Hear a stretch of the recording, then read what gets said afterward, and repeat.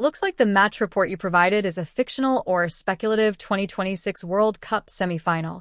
It describes events beyond my verified knowledge. Here's a faithful English translation of your script.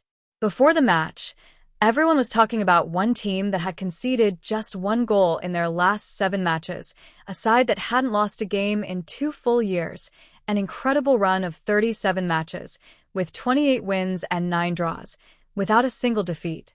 On the other side stood an attacking force featuring Kylian Mbappé, Ousmane Dembélé, and Michael Olise, a trio capable of tearing apart any defense in the world. Now imagine these two teams facing each other in a World Cup semifinal. What happened at Dallas Stadium was something almost nobody predicted.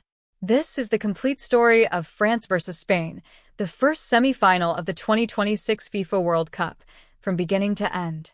Before kickoff, all eyes were on France's attack. Mbappé had 8 goals in the tournament, tied with Messi in the race for the Golden Boot. Alongside him were Dembélé with 5 goals and Michael Olise, the tournament's leading assist provider, with 5 assists. With all 3 on the field together, experts were calling them perhaps the most dangerous attacking trio of the entire World Cup. On the other side was Spain, whose defense had become an iron wall.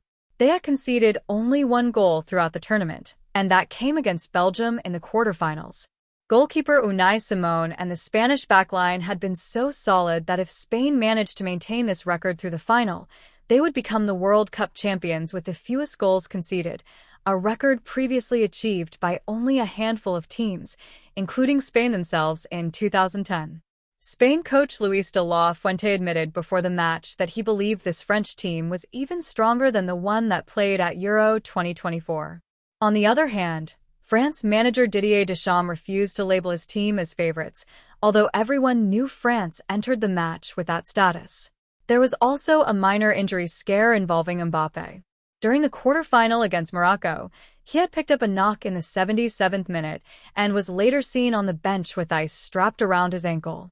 However, Deschamps confirmed that his star forward was fully fit for the semi-final. There was another talking point before the match. Spain's young sensation Lamine Yamal, who had turned 19 just 1 day earlier, was making his first World Cup appearance. He had scored only once so far, but many believed his biggest moment was still to come. Meanwhile, discussions around comments made before the game dominated headlines, adding even more excitement to the occasion. The atmosphere inside Dallas Stadium, also known as AT&T Stadium, was electric. Spanish fans dressed in red mixed with French supporters wearing blue, while thousands of neutral fans wearing Mexico, USMNT, and Premier League jerseys filled the stands. Many had bought their tickets before the tournament even began, without knowing which teams would make it this far. The big question was simple: would France's attack overcome Spain's defense? The match kicked off cautiously. Both teams spent the opening minutes feeling each other out. Soon, however, a clear pattern emerged. France struggled to build clean passing sequences. Passes that had looked simple in previous matches now resulted in turnovers. Spain's defense, led by Marc Cucurella and the rest of the back line, gave France's forwards almost no room to operate. During the opening 25 minutes, France managed only 1 shot, and it wasn't on target. Dembélé came close deep into first-half stoppage time, but nothing came of it. Spain, meanwhile, continued playing their patient, possession-based football. Fabian Ruiz and Rodri completely controlled the midfield, giving France almost no time to think on the ball. Then came the first major turning point. In the 22nd minute, Lamine Yamal dribbled into the penalty area, where Lucas Digne brought him down. The referee immediately pointed to the penalty spot. Mikel Oyarzabal stepped up with complete confidence and calmly slotted the ball into the bottom right corner. Spain took a 1-0 lead. It was Oyarzabal's 5th goal of the tournament, making him Spain's top scorer. From that moment onward, the rhythm of the match completely changed. France, considered the tournament favorites, found themselves trailing for the first time in the World Cup. Around the 31st minute, tensions briefly flared when Marc Cucurella received a yellow card for a strong challenge. Spain continued controlling possession while preventing France from finding any rhythm. Oyarzabal nearly doubled the lead in the 52nd minute, but couldn't convert his chance. Spain entered halftime leading 1-0, and the tension inside the stadium was obvious.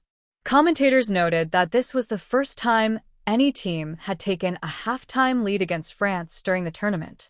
The question on everyone's mind was clear: could France mount another comeback, or would Spain maintain complete control? France started the second half with greater attacking intent. In the 57th minute, Désiré Doué replaced Bradley Barcola as Didier Deschamps looked for fresh energy in attack. However, Spain's defense remained unbreakable. Unai Simón looked completely composed in goal, while Rodri and Fabian Ruiz continued dominating midfield. Then came the decisive moment. In the 58th minute, Dani Olmo carried the ball forward before combining beautifully with Pedro Porro in a quick give-and-go. Porro, despite being a right-back, produced an excellent finish that left Mike Maignan with no chance. Spain doubled their advantage to 2-0. It was Porro's first goal of the tournament, and it came at the perfect time. France threw everything forward in the closing stages, like a boxer desperately searching for one final knockout punch. Ferland Mendy came on, while Spain introduced Pedri for Fabian Ruiz in the 78th minute to maintain control of the midfield. Mbappe, Dembélé, and Olise all searched for an opening, but Spain's defensive line refused to give away even an inch. Yamal thought he had added another memorable moment when he curled the ball into the net from close range, sending the crowd to its feet, only for the offside flag to deny him. The statistics reflected Spain's dominance. France managed 10 shots, but only 3 on target, with an expected goals value of just 0.3, despite boasting Mbappe, Dembélé, and Doué in attack. That statistic alone demonstrated how organized and disciplined Spain's defense had been. Possession was relatively even, but Spain made the most of their opportunities. The final minutes brought a little more drama. In the 84th minute, Marcos Llorente replaced Pedro Porro. Mbappe received a yellow card in the 86th minute for a reckless challenge, his frustration clearly visible. During stoppage time, Dembélé tested the goalkeeper twice. Mbappe had another effort and Nico Williams also threatened, but Unai Simón and Spain's defense stood firm every single time. Then the final whistle blew. Spain 2, France 0.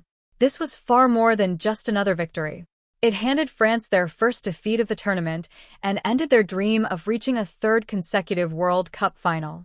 They had lifted the trophy in 2018, finished runners-up to Argentina in 2022, and now their journey ended in the semifinals. For Spain, this marked their first World Cup final appearance since 2010. They were now one win away from capturing their second World Cup title.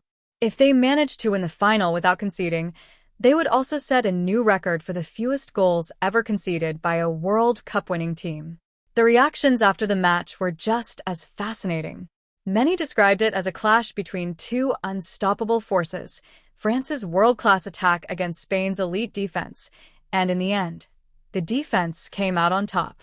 NBC commentators even called it Prince Yamal spoiling would-be King Mbappe's coronation, referring to Yamal winning the penalty that completely changed the course of the match. Spain now waits to discover its opponent in the final. Argentina and England will face each other the following day, July 15th, at Mercedes-Benz Stadium in Atlanta, with the winner advancing to the World Cup final. The final will take place on July 19th at MetLife Stadium in New Jersey. If Argentina reaches the final, it could represent Lionel Messi's last opportunity to win back-to-back World Cup titles, while England will be chasing its first World Cup triumph since 1966. So that was the complete story of the France vs. Spain World Cup semifinal, a penalty won by Lamine Yamal and converted by Mikel Oyarzabal, a brilliantly worked team goal finished by Pedro Porro after excellent play from Dani Olmo, and a defensive masterclass that completely silenced one of the most dangerous attacking trios in world football. France heads home wondering what went wrong, while Spain now sets its sights on lifting a second World Cup trophy. If you enjoyed this video, don't miss the next one, where we'll break down England vs. Argentina, the second semi-final that will decide the other finalist, Messi's last dance against the young English side led by Jude Bellingham and Harry Kane. Until then, thanks for watching.